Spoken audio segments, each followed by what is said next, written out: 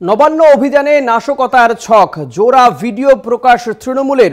দুজনকে আনা হয়েছে ঘাটাল থানায়।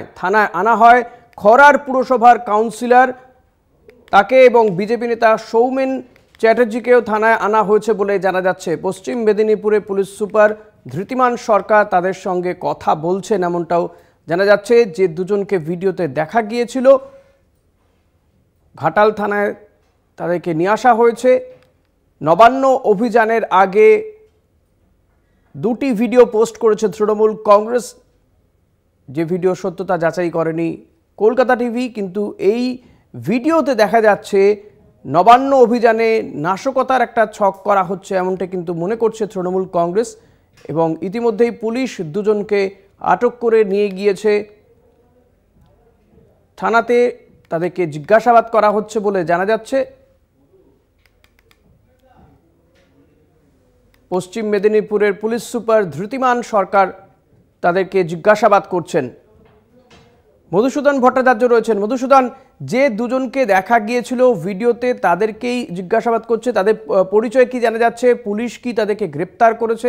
কি জানতে পারছো এখনো পর্যন্ত? তাদের জিজ্ঞাসাবাদ করে কি উঠে এলো?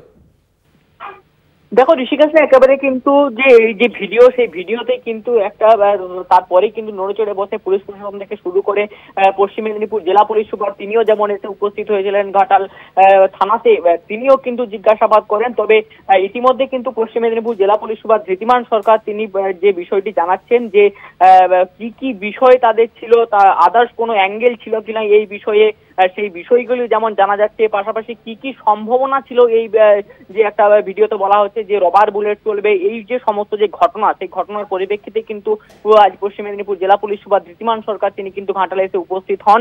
তারপরে কিন্তু তাদেরকেও জিজ্ঞাসাবাদ চলছে।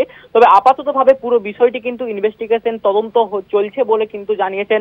তবে এই যে দুজনের যে ব্যক্তি, যেটা জানা যাচ্ছে এক ব্যক্তি তিনি হচ্ছে বাবলু গাঙ্গুলি, তিনি খড়ার পৌরসভার 4 নম্বর ওয়ার্ডের কাউন্সিলর।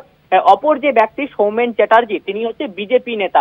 এখনো পর্যন্ত এই তথ্যটুকু আমাদের কাছে এসেছে। তবে আপাতত ভাবে পুলিশ সুপার ধৃতিমান সরকার এবং ঘাটাল থানার পুলিশ কিন্তু তাদের জিজ্ঞাসাবাদ চালাচ্ছে। ধন্যবাদ মধুসূদন। কথা বলছিলাম প্রতিনিধি মধুসূদন ভট্টাচার্যের সঙ্গে।